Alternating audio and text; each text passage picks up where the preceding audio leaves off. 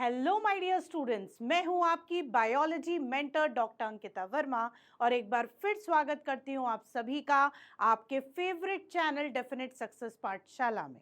आपने मेरे last video में देखा होगा लाइफ प्रोसेस चैप्टर का इंट्रोडक्टरी पोर्शन। ठीक है बच्चों, आप लोगों ने देखा होगा कि लाइफ प्रोसेस चैप्टर में हमें क्या क्या पढ़ना है, हमें कौन से टाइप्स के लाइफ प्रोसेस पढ़ने हैं और हमें उसमें कितना डीप में स्टडी करना है। ठीक है, तो आपने वो सारा वीडियो मेरा देखा हुआ है। अब जो हम नेक्स्ट डील करने वाले हैं दैट इज पार्ट 2। अभी हमारा लाइफ प्रोसेस चैप्टर ही चल रहा है, लेकिन हम उसके पार्ट 2 पे आ गए हैं। किस में आ गए हैं? पार्ट 2 में। हमने वहां पे न्यूट्रिशन स्टार्ट कर दिया था, न्यूट्रिएंट्स एक्सप्लेन कर दिए थे, टाइप्स ऑफ न्यूट्रिएंट्स आपको बता दिए थे। हमने बताया था autotrophic nutrition, heterotrophic nutrition. Autotrophic में ग्रीन प्लांट्स आते हैं, हेटेरोट्रॉफिक में पैरासाइट्स होते हैं, सेप्रोफाइट्स होते हैं। होलोजोइक मोड जो हमारा मोड ऑफ न्यूट्रिशन होता है वो भी हमने अमीबा के एग्जाम्पल से एक्सप्लेन कर लिया था, राइट? अब जो हमारा आगे का पार्ट है वो क्या है? That is the most important part of autotrophic nutrition, that is photosynthesis. क्या है? फोटोसिंथेसिस। तो ये जो फोटोसिंथेसिस है ये आप लोग 8th 9th कब से ही पढ़ते आ रहे हैं, लेकिन हर बार आप देखते होंगे इसका लेवल थोड़ा हाई हो जाता है।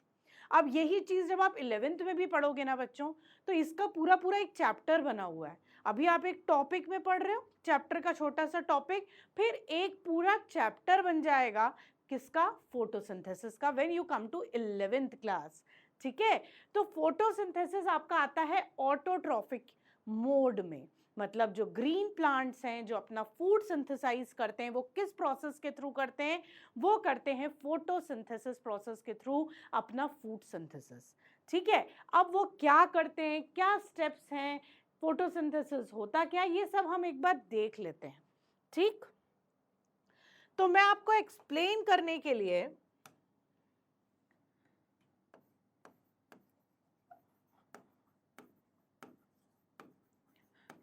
एक बार फोटोसिंथेसिस की अगर मैं डेफिनेशन बोलूं तो it is a process, it can be defined as the process in which the light energy is converted into chemical form of energy by the green plants in presence of chlorophyll. ठीक है, ये जो process है इसमें light energy मतलब solar energy, sunlight को use किया जाता है और फूड इस सनलाइट को कन्वर्ट कर देता है किस में? केमिकल फॉर्म ऑफ एनर्जी में, यानी आपके ग्लूकोज में, आपके कार्बोहाइड्रेट्स में। ठीक है, जो स्टोर्ड होता है प्लांट्स में in the form of starch. Clear? तो ये एक डेफिनेशन है। Process can be defined as when the light energy gets converted into chemical form of energy by the plants in presence of chlorophyll is known as photosynthesis। अब इसकी equation क्या होती है? 6CO2 plus 12H2O gives C6H12O6 plus 6O2 plus 6H2O। ठीक है, तो ये C6H12O6 is glucose, this is oxygen and this is water. ठीक है बच्चों, तो जो हमारा एंड प्रोडक्ट है दैट इज ग्लूकोज, हमें ये बनाना है और ये किसकी प्रेजेंस में होगा? सनलाइट चाहिए और क्लोरोफिल चाहिए। ठीक है बच्चों, तो ये आपकी इक्वेशन है। तो आप डेफिनेशन लिखोगे, आप इक्वेशन एक्सप्लेन करोगे, फिर देखोगे what are the raw material required. क्या रॉ मटेरियल आपको दिख रहे हैं ग्लूकोज बनने के लिए जो जरूरत है? What are the different raw materials? ये आपको साफ साफ दिख रहा है, हमें CO2 चाहिए और वाटर चाहिए। क्या चाहिए? Carbon dioxide and water. ठीक है, हमें कार्बन डाइऑक्साइड और वाटर, ये दोनों चीजें चाहिए। अब आपको और क्या चीज चाहिए है? लाइट हार्वेस्टिंग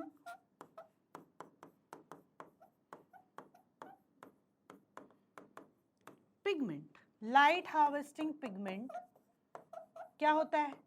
लाइट को हार्वेस्ट करने वाला, लाइट को कैप्चर करने वाला pigment, that is none other than chlorophyll.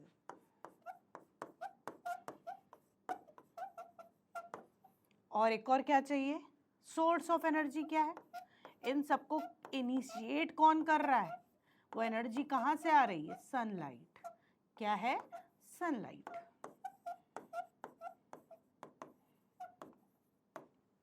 ठीक है बच्चों, तो फोटोसिंथेसिस की डेफिनेशन आपको समझ में आ गई, उसकी इक्वेशन समझ में आ गई, जिसमें आपको दिख रहा है कि कार्बन डाइऑक्साइड और वाटर मिलके आपका ग्लूकोज, वाटर और ऑक्सीजन बनाते हैं। किसकी प्रेजेंस में, सनलाइट और क्लोरोफिल की प्रेजेंस में। उसमें हमने फिर रॉ मटेरियल्स जो हमने इक्वेशन फॉर्म में लिखा है, उसी को हमने रॉ मटेरियल के फॉर्म में, वर्ड फॉर्म में भी लिख लिया। अब हमें पता होना चाहिए what is the site. Site क्या होती है फोटोसिंथेसिस, कहाँ होता है फोटोसिंथेसिस, साइट ऑफ फोटोसिंथेसिस।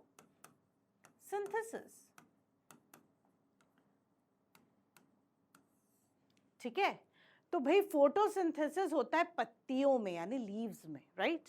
कहाँ होता है, लीव्स में। अब इन लीव्स में कहां पर होता है, भाई लीव्स में कौन से पार्ट में होता है, तो वो जानने के लिए हमें लीव का क्रॉस सेक्शन पता होना चाहिए। ठीक, अगर मैं लीव का थिन सेक्शन करूं और उसको माइक्रोस्कोप से देखूं तो इस तरीके की लेयर्स हमें दिखेंगी। ठीक है,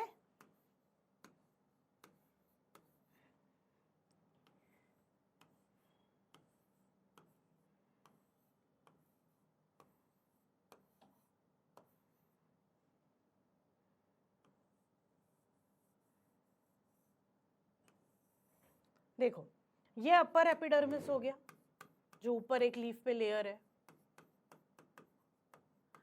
ये जो पूरा पोर्शन है, मैक्सिमम पोर्शन, इसको हम मीजोफिल पोर्शन बोलते हैं। क्या बोलते हैं बेटा, मीजोफिल पोर्शन।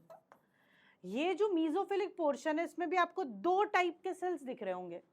एक टॉल इलोंगेटेड सेल जो होता है ये वाला, इसको हम बोलते हैं पैलिसिड मीजोफिल, पैलिसिड मीजोफिल। ये जो आपको स्पॉन्जी दिख रहा है, ये गोल गोल थोड़े से फूले हुए स्वेलन से सेल्स, ये कहलाते हैं स्पॉन्जी मीजोफिल। ठीक है, ऊपर की लेयर अपर एपिडर्मिस, बीच का पोर्शन जिसमें दो टाइप के सेल्स आपको दिख रहे हैं, मीजोफिल पोर्शन। मीजोफिल पोर्शन में ये जो टॉल सेल्स हैं वो पैलिसिड सेल्स, ये जो स्वेलन सेल्स हैं इनको बोलते हैं स्पॉन्जी मीजोफिल सेल्स। नीचे आपका लोअर एपिडर्मिस, नीचे का लेयर। अब बात आती है कि ये तो लीफ का सेक्शन हो गया, भाई इसमें फोटोसिंथेसिस कहाँ हो रहा है, हम तो फोटोसिंथेसिस पढ़ रहे हैं ना। फोटोसिंथेसिस हो रहा है यहाँ, ये ग्रीन के डॉट्स मैंने जो बनाए ग्रीन कलर से, ये जो डॉट्स हैं इनको हम बोलते हैं क्लोरोप्लास्ट। क्या बोलते हैं बच्चों, क्लोरोप्लास्ट, जो आपके मीजोफिलिक पोर्शन में, पैलिसिड सेल में भी, स्पॉन्जी पैरेन्काइमा में भी प्रेजेंट रहते हैं, इनको हम बोलते हैं क्लोरोप्लास्ट। तो एक्चुअल साइट जो है फोटोसिंथेसिस का, that is none other than chloroplast. ठीक है, तो जो हमारी लीफ है, लीफ के अंदर कौन सी साइट पे फोटोसिंथेसिस होता है, दैट इज क्लोरोप्लास्ट। ये क्लोरोप्लास्ट कैसा दिखता है, ठीक है, तो ये क्लोरोप्लास्ट कैसा दिखता है भाई, ये देखो, अगर हम उस डॉटेड पोर्शन को मैग्नीफाई करके देखेंगे, उसके स्ट्रक्चर की स्टडी करने की कोशिश करेंगे, तो वो कैसा दिखेगा, वो कुछ इस तरीके का दिखता है। उसमें डबल लेयर रहती है, दो लेयर से कवर रहता है। देखिए, आप दिख रहा होगा आपको, ये लिखा है आउटर मेम्ब्रेन, ठीक है, ये लिखा है इनर मेम्ब्रेन, एक बाहर की कवरिंग, एक अंदर से कवरिंग।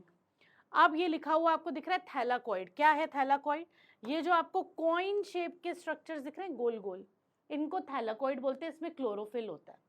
जब ये कॉइन शेप के स्ट्रक्चर एक के ऊपर एक इस तरीके से अरेंज होते हैं, तो इस स्टैक लाइक स्ट्रक्चर को हम बोलते हैं ग्रैनम। क्या बोलते हैं, ग्रैनम। उसके बाद आपको दिख रहा है ये ग्रैनम एक दूसरे से इंटरकनेक्ट है। क्या है, इंटरकनेक्ट है। तो ये जो इंटरकनेक्शन है बिटवीन द ग्रैनम, इसको हम बोलते हैं स्ट्रोमा लैमेले। क्या बोलते हैं, स्ट्रोमा लैमेले। ठीक है, अब इसके अंदर भी फ्लूइड मैट्रिक्स भरा रहता है, लिक्विड रहता है, उसको हम बोलते हैं स्ट्रोमा। क्या बोलते हैं, स्ट्रोमा। समझ में आया। तो ये क्लोरोप्लास्ट का आपका मैग्नीफाइड स्ट्रक्चर है जिसमें आपको दिख रहा है कॉइन शेप स्ट्रक्चर ग्रैनम, जो स्टैक है उसको granum. Single coin is known as thylakoid. It is covered with the two layers, outer membrane and inner membrane. The liquid, the fluid that is filled inside the chloroplast is known as stroma. क्या बोलते हैं? Stroma. Chlorophyll आपका कहाँ है? आपका chlorophyll है thylakoid में, उस कॉइन शेप के स्ट्रक्चर में. ठीक है बच्चों. तो जो लाइट रिएक्शन होता है फोटोसिंथेसिस में, जिसमें लाइट की जरूरत पड़ती है और सनलाइट एब्जॉर्ब होता है क्लोरोफिल में, वो होता है थैलाकॉइड में. कहाँ होगा? थैलाकॉइड में, क्योंकि जो लाइट को एब्जॉर्ब करता है वो है क्लोरोफिल, और क्लोरोफिल कहाँ है? थैलाकॉइड में. और डार्क रिएक्शन जो होता है, which is light independent reaction, ठीक है, जो लाइट पे डिपेंड ही नहीं करता, जिसके लिए लाइट की कोई जरूरत नहीं है. इसका मतलब बिल्कुल ये मत समझेगा कि ये रात के समय हो रहा है, नहीं, ये दिन में ही हो रहा है, लेकिन इसको लाइट की जरूरत नहीं है. ठीक है. तो ये कहाँ होगा? ये होगा स्ट्रोमा में.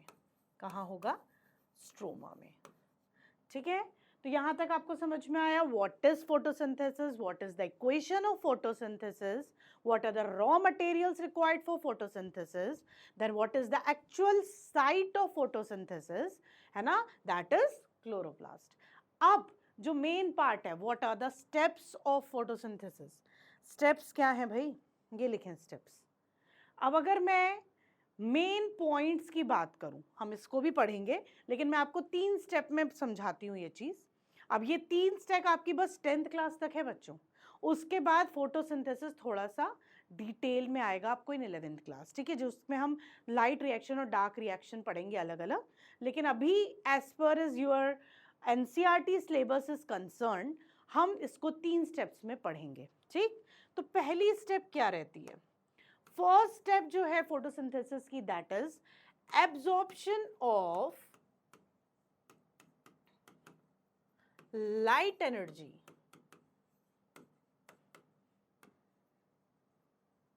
कौन कर रहा है light energy absorb? Bye chlorophyll. तो फर्स्ट स्टेप आपकी हो गई कि लाइट एनर्जी को एब्जॉर्ब करेगा कौन? करेगा chlorophyll. Second step, conversion of light energy into chemical energy. Into chemical energy. Light energy को केमिकल एनर्जी में कन्वर्ट किया by splitting water molecule. Splitting of water molecule. ठीक है. जो लाइट एनर्जी है वो केमिकल एनर्जी में कन्वर्ट हो गई. कैसे कन्वर्ट हो गई? By splitting water molecule. ठीक है. वाटर मॉलिक्यूल जब भी ब्रेक होगा तो किस में ब्रेक होगा? हाइड्रोजन में और ऑक्सीजन में, है ना. ऑक्सीजन वापस एटमॉस्फेयर में पहुंच गया, बचा क्या बच्चों? हाइड्रोजन. क्या बचा? हाइड्रोजन. तो वो जो आपका हाइड्रोजन बचा है वो क्या करेगा? Reduction of carbon dioxide to carbohydrates. ठीक है. तो ये रिडक्शन हो जाएगा CO2 टू कार्बोहाइड्रेट्स. क्लियर. तो फर्स्ट स्टेप है absorption of light energy by chlorophyll.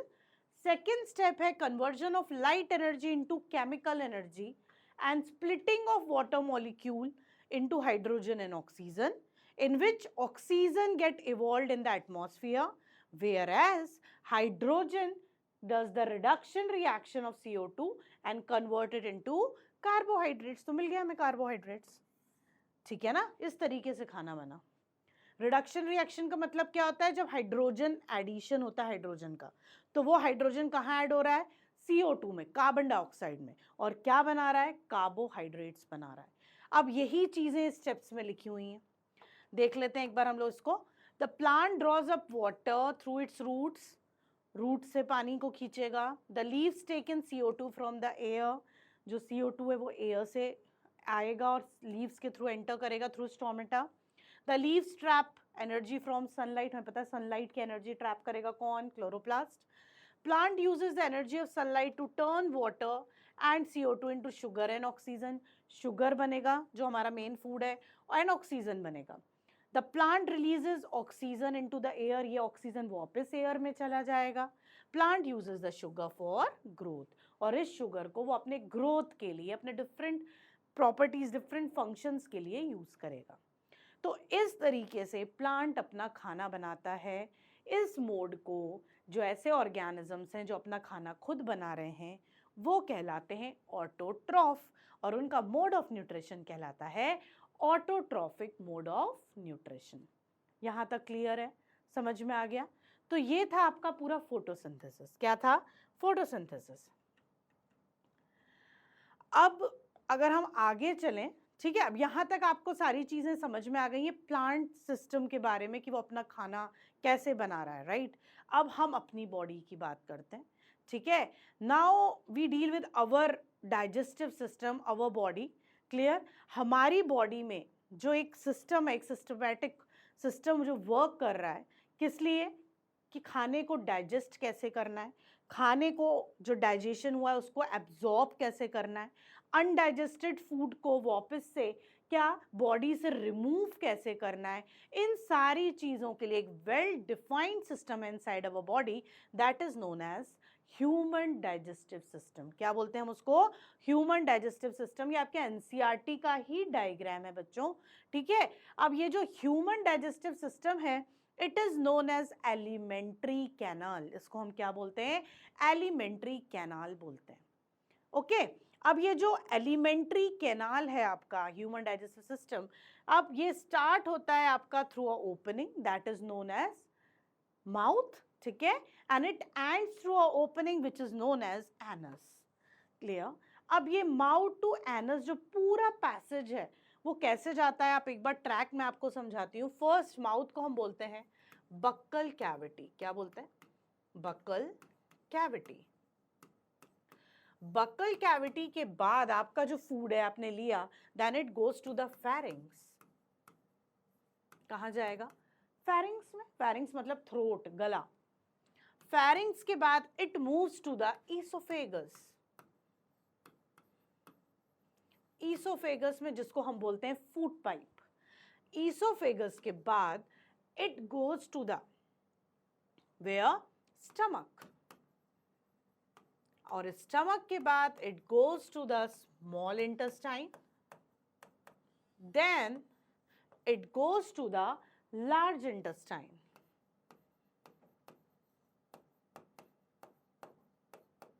ठीक है, देन लार्ज इंटेस्टाइन के बाद कहाँ के एंड होगा? एनस पे। ठीक है, ये आपका डाइजेस्टिव ट्रैक्ट है कि आपने फूड लिया, वो फूड कैसे कैसे मूव कर रहा है, कैसे? बकल कैविटी मतलब माउथ, then pharynx यानी throat, then esophagus मतलब food pipe, then it goes to the stomach, then it goes to the small intestine, then large intestine, then anus, right? यहाँ तक सब चीज़ें समझ में आई? This is the tract how the food moves inside our digestive system. हमारे digestive system में food कैसे कैसे किस पैसेज के थ्रू मूव करता है, रास्ता क्या होता है, ठीक है। तो ये रहता है रास्ता। आप दिख रहा है डायग्राम में, ये है आपका बकल कैविटी, ये फूड पाइप को हमने बोला ईसोफेगस, ठीक, ये आपका स्टमक, ठीक है। उसके बाद आपको दिख रहे सर्टेन एसोसिएटेड ग्लैंड्स हैं, गॉल ब्लैडर है ना, लीवर है, पेनक्रियाज है, ठीक। ये भी आपका इनडायरेक्टली डाइजेशन में पार्टिसिपेट करते हैं, हम ये पढ़ेंगे अभी। उसके बाद ये जो आपको दिख रहा है बीच में ऐसा कॉइल ट्विस्टेड सा स्ट्रक्चर ट्यूब्यूलर, ये पूरा आपका क्या है? स्मॉल इंटेस्टाइन है, ठीक। स्मॉल इंटेस्टाइन आपका उससे ये आपको थिकर ट्यूब दिख रही है उसके ऊपर, इसको हम बोलते हैं लार्ज इंटेस्टाइन। लार्ज इंटेस्टाइन जिस ओपनिंग के थ्रू आपको ओपन दिख रहा है that is known as anus, उसको क्या बोलते हैं हम? एनस बोलते हैं। तो ये पूरा आपका डायग्राम है, किसका डायग्राम है? डाइजेस्टिव सिस्टम का। क्लियर? यहां तक आपको समझ में आ गया? अब हम आगे चलते हैं। अब हम बकल कैविटी की बात कर रहे हैं, तो हमारा जो फूड है आपने लिया और वो कहाँ पहुंचा? बकल कैविटी में, ठीक है। बकल कैविटी मतलब माउथ। माउथ में आपका होता है मेन स्ट्रक्चर TTS। अब ये क्या है TTS? Tuesday Thursday Saturday? नहीं, ये है आपका टंग, ये है आपका टीथ, ये है आपका सलाइवा। ठीक है, तो जो बकल कैविटी है उसमें 3 मेन पार्ट्स हमें पढ़ने होते हैं डाइजेस्टिव सिस्टम में, that is T, T, S. ऐसे आप लोग याद रख लीजिए, T for teeth, T for tongue, S for saliva, या T for tongue, T for teeth, S for saliva. ठीक है, जो आपको पहले रखना हो, भाई आपको टंग पहले पढ़ना है तो टंग, आपको टीथ पहले पढ़ना है तो टीथ। ठीक, अब यहाँ पर दिया हुआ है टंग, इसलिए मैंने पहले लिखा है टी फॉर टंग। टंग जो है वो क्या फंक्शन करता है डाइजेशन में? भाई सबसे पहले it mixes our food with saliva. हमारा जो फूड है, जो हम खाना खाते हैं, अगर वो गीला नहीं होगा, मॉइस्चर नहीं होगा, तो आप निगल पाओगे, च्यू अप्स को स्वेलो अप कर पाओगे? नहीं। तो वो जो हमारे माउथ में सलाइवा बनता है, थूक बोलते हैं जिसको, उसके साथ मिक्स करने का काम किसका है? टंग का है। और जो खाने में स्वाद आपको आ रहा है, ठीक है, कि ये बहुत मीठा है, ये बहुत खट्टा है, एक्सेट्रा एक्सेट्रा, वो स्वाद, वो सब आता है आपके टेस्ट बर्ड से। किससे आता है? टेस्ट बर्ड से। वो टेस्ट बर्ड्स भी आपके टंग में प्रेजेंट है। ठीक है, जैसे आपको दिख रहा है पीछे बिटर होता है, साइड में सॉर होता है ना, नीचे आपका स्वीट होता है, बीच में उमामी। उमामी मतलब मिक्सचर ऑफ ऑल टेस्ट। ठीक है, समझ में आया? आगे आपको ये सॉल्टी दिख रहा होगा। तो ये टेस्ट वर्ड्स हैं, ये आपके टेस्ट प्रोवाइड करती हैं फूड को।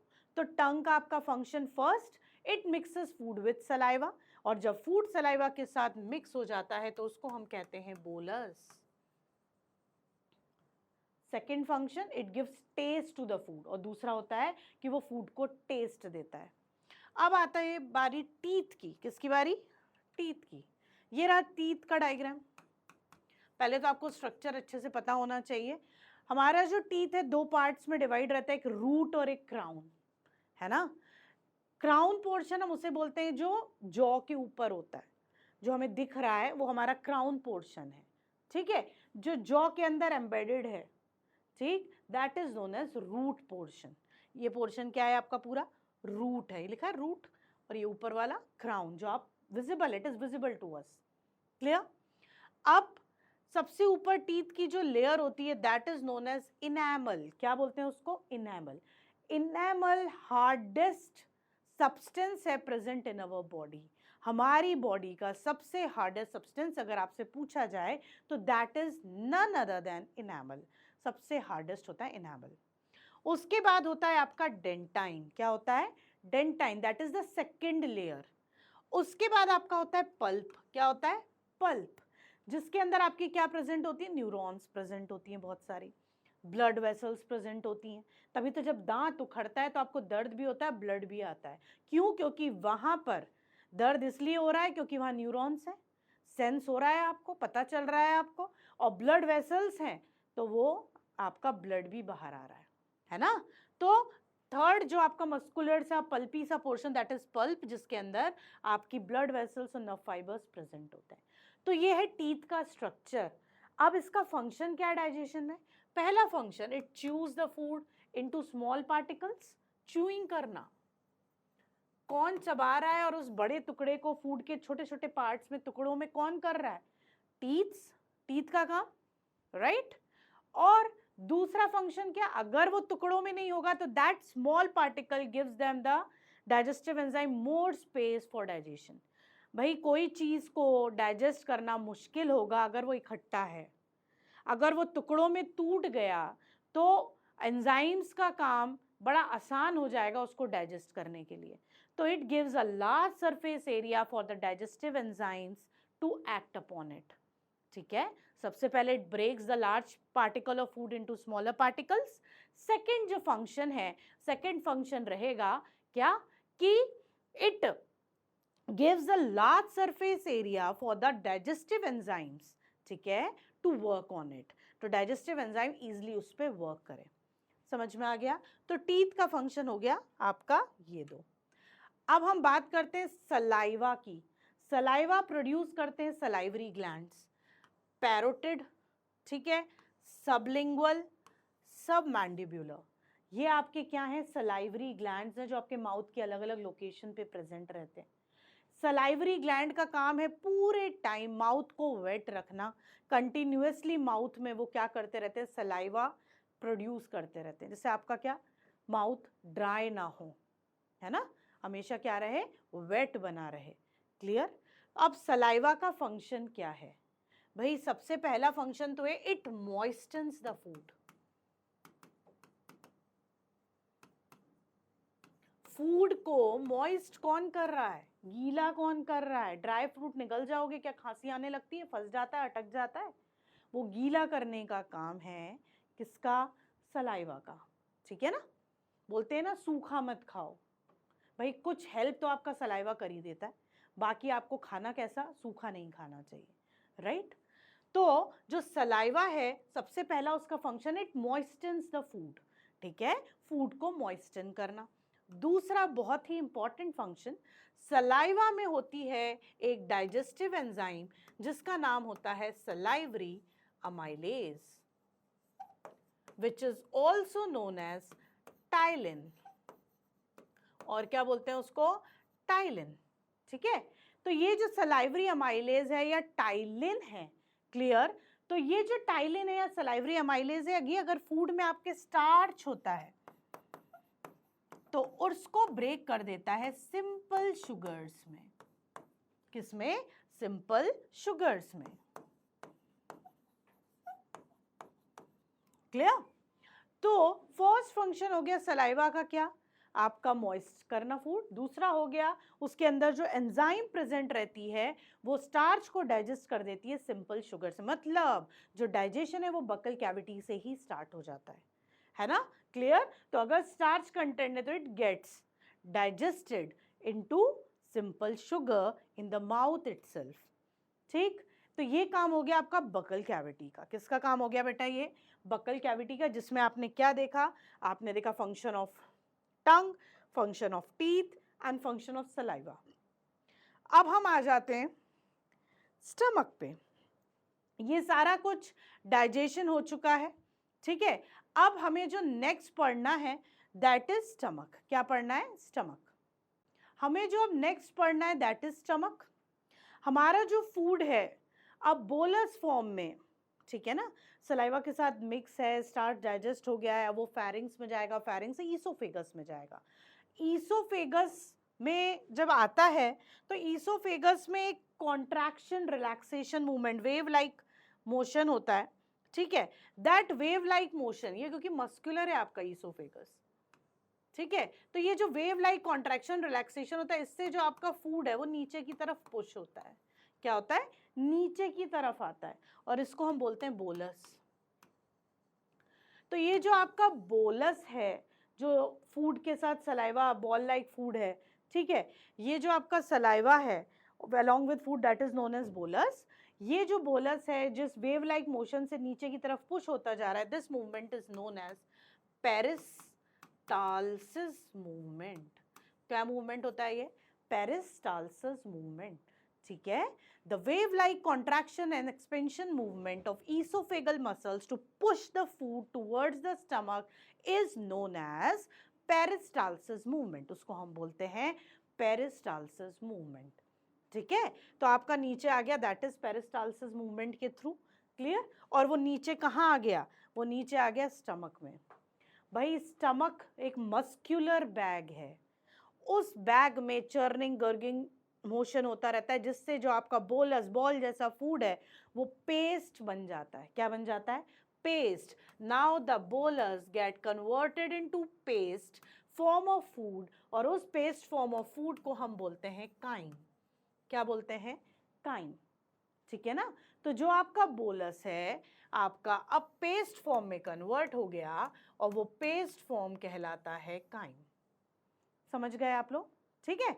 अब ये जो आपका काइम है, राइट, जो आपका ये पेस्ट फॉर्म ऑफ फूड है, अब ये बहुत सारी चीज़ों के एक्सपोजर में आएगा जिसको हम बोलते हैं गैस्ट्रिक जूस। हमारा जो मसल स्टमक सेल्स हैं वो एक जूस प्रोड्यूस करते हैं जिसको बोलते हैं गैस्ट्रिक जूस। उसमें होती हैं 3 इंपॉर्टेंट चीज़ें, HCl, पेप्सिनोजन एंड म्यूकस, ठीक है। गैस्ट्रिक जूस में होती है 3 इंपॉर्टेंट चीजें, HCl, पेप्सिनोजन, म्यूकस। क्या है HCl का काम? HCl एक स्ट्रॉन्ग एसिड है, ये स्टमक के अंदर एक एसिडिक एनवायरनमेंट क्रिएट करता है। क्यों जरूरी है एसिडिक एनवायरनमेंट क्रिएट करना? अगर वो एसिडिक एनवायरनमेंट नहीं क्रिएट करेगा तो ये जो हमारा पेप्सिनोजन एंजाइम है जो इनएक्टिव है वो एक्टिव नहीं होगा, तो HCl की प्रेजेंस से वो एक्टिव पेप्सिन में कन्वर्ट हो जाता है। ठीक है, अब ये पेप्सिन एक्टिव होके किस पे रिएक्ट करेगा? प्रोटीन पे। अब हमारे काइम में प्रोटीन है तो वो डाइजेस्ट हो जाएगा पेप्सिन से मिलकर और क्या बना लेगा? अमीनो एसिड्स या अमाइनो एसिड्स। ठीक है, तो प्रोटीन का डाइजेशन कहाँ हो गया? स्टमक में। कहाँ हो गया?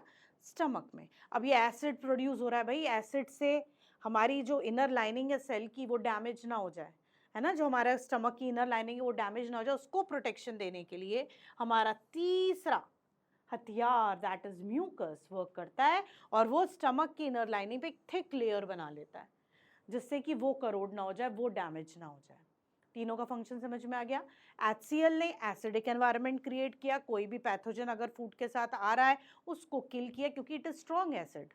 अब जो एसिडिक एनवायरनमेंट क्रिएट हुआ है वो इसलिए हुआ है कि पेप्सिनोजन एंजाइम जो कि एक प्रोटीन डाइजेस्टिव एंजाइम है वो एक्टिवेट हो जाए और अपना काम करे प्रोटीन पे, प्रोटीन को डाइजेस्ट कर दे और क्या बना दे? Amino acids. क्या बना दे?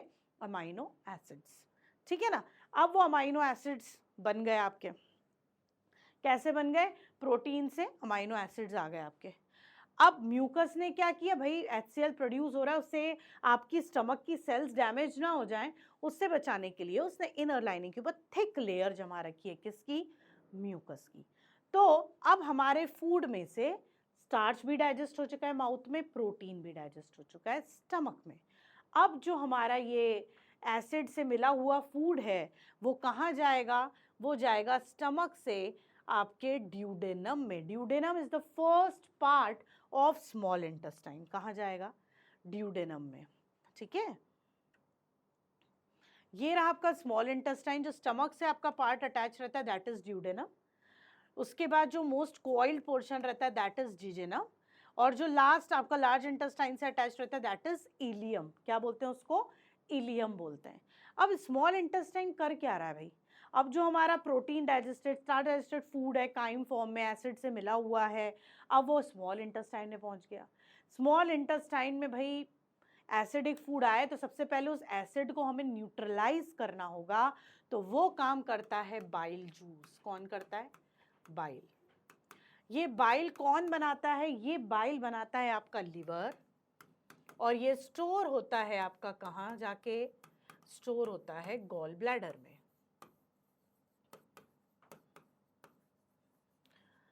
ठीक है, लिवर बनाता है और स्टोर होता है गॉल ब्लैडर में। गॉल ब्लैडर से वो आपका कहाँ आता है? वो आपका आता है कहाँ? अंदर स्मॉल इंटेस्टाइन में। उसका काम क्या है? काम ये है बेटा कि वो जो एसिडिक फूड है हमारा, ये बाइल एल्कलाइन इन नेचर है, तो वो एसिड फूड के साथ एसिड मिलके न्यूट्रलाइज कर देता है फूड को, न्यूट्रलाइजेशन। और दूसरा फंक्शन है इमल्सिफिकेशन ऑफ फैट।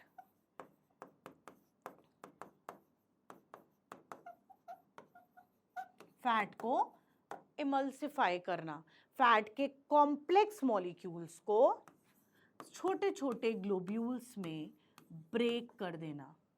ठीक है, उसको हम बोलते हैं इमल्सिफिकेशन ऑफ फैट। तो बाइल सबसे पहले एसिडिक फूड को न्यूट्रलाइज करेगा, इमल्सिफिकेशन ऑफ फैट करेगा, मतलब कॉम्प्लेक्स फैट को ब्रेक कर देगा स्मॉल ग्लोब्यूल्स में। ये दो फंक्शन समझ में आ गए आपको? ये किसके हैं? ये बाइल जूस के हैं। अब एक और चीज एक्ट करती है दैट इज पेनक्रियाटिक जूस। क्या होता है? Pancreatic juice. पेनक्रियाटिक जूस आपको वर्ड से समझ में आ रहा है, पेनक्रियास प्रोड्यूस करेगा। कौन प्रोड्यूस करता है? Produced by pancreas. भाई पेनक्रियास प्रोड्यूस करता है। इसमें क्या है? इसमें है कॉम्बिनेशन ऑफ डाइजेस्टिव एंजाइम्स।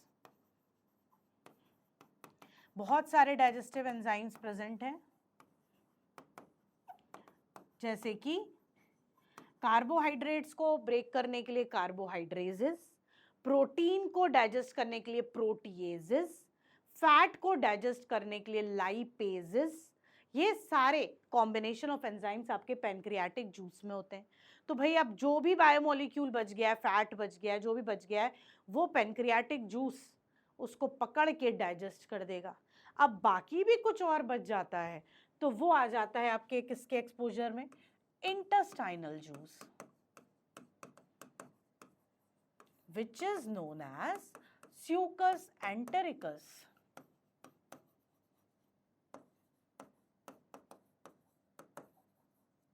क्या है वो? Succus entericus. ये जो आपका Succus entericus है, that is intestinal juice. तो ये जो Succus entericus है, इसमें भी आपके डाइजेस्टिव एंजाइम्स हैं। तो अगर कोई भी बायोमोलिक्यूल बच जाता है फॉर फर्दर डाइजेशन, तो इसकी प्रेजेंस में आके वो फर्दर कंप्लीटली डाइजेस्ट हो जाता है। तो कंप्लीट डाइजेशन आपका स्मॉल इंटेस्टाइन में हो जाता है पूरा। ठीक है, अब हमारा डाइजेशन हो गया, आपके बायोमोलिक्यूल सिंपल फॉर्म में ब्रेक हो गए। अब ये बायोमोलिक्यूल होंगे एब्जॉर्ब। क्या होंगे? एब्जॉर्ब। एब्जॉर्प्शन होता है आपका कहाँ? आपका होता है विलाय में। विलाय क्या है? Finger like projections. क्या है बेटा? Finger like projections in the inner wall of small intestine. इस तरीके से, which is supplied with blood vessels. इसके अंदर क्या होते हैं? ब्लड वेसल्स होते हैं। ठीक है, क्या है? फिंगर लाइक प्रोजेक्शंस हैं बहुत सारे आपके स्मॉल इंटेस्टाइन में, जिसके अंदर जहां पर आपका क्या प्रेजेंट रहता है? ब्लड वेसल्स प्रेजेंट रहते हैं, लिम्फ वेसल्स प्रेजेंट रहते हैं। अब जो आपके बायोमोलिक्यूल डाइजेस्ट हो गए, वो न्यूट्रिएंट्स आपके सब इस फिंगर लाइक प्रोजेक्शन में एब्जॉर्ब हो जाएंगे, ब्लड स्ट्रीम में पहुंच जाएंगे, ब्लड से पूरी बॉडी में डिस्ट्रीब्यूट हो जाएंगे, मतलब एसिमिलेट हो जाएंगे। ठीक है, अब बच जाता है अनडाइजेस्टेड फूड। क्या बच जाता है? Undigested food. भाई जो पार्ट डाइजेस्ट ही नहीं हुआ है ना, वो बॉडी से हटाना है, रिमूव करना है। तो वो जो अनडाइजेस्टेड फूड है, that moves towards the large intestine which contains 3 important part, caecum, colon and rectum. Caecum से एंटर करेगा, कोलोन में जो आपका एक्सेसिव वाटर है या सॉल्ट्स हैं वो फाइनली एब्जॉर्ब हो जाएंगे। आपका अनडाइजेस्टेड मैटर जो है, अनडाइजेस्टेड फूड मटेरियल, वो अब पेस्ट फॉर्म में, सॉलिड फॉर्म में, है ना, थोड़ा सा सेमी सॉलिड फॉर्म में कन्वर्ट हो जाएगा, जिसको हम बोलते हैं फीकल मैटर या फीसिस या स्टूल। और वो जाके आपका कहाँ स्टोर हो जाएगा? टेम्परेली रेक्टम में। कहाँ स्टोर होता है? रेक्टम में। और रेक्टम में वो टेम्परेरी स्टोर्ड रहता है और time to time it gets removed out from the body by anus. Anus से बॉडी के बाहर आउट हो जाता है, रिमूव आउट हो जाता है। ठीक है, तो बकल कैविटी से फूड एनस तक कैसे आया, कैसे कैसे उसमें डाइजेशन हुआ, कहाँ कहाँ डाइजेस्टिव एंजाइम्स ने वर्क किया, ये सारी चीज़ आपने बहुत अच्छे से देख ली है ना। और हमारा एनस पे आके क्या हो जाता है? पूरा डाइजेशन कंप्लीट हो जाता है। क्या हो जाता है? डाइजेशन कंप्लीट हो जाता है। तो इस तरीके से आपका ह्यूमन डाइजेस्टिव सिस्टम वर्क करता है ना।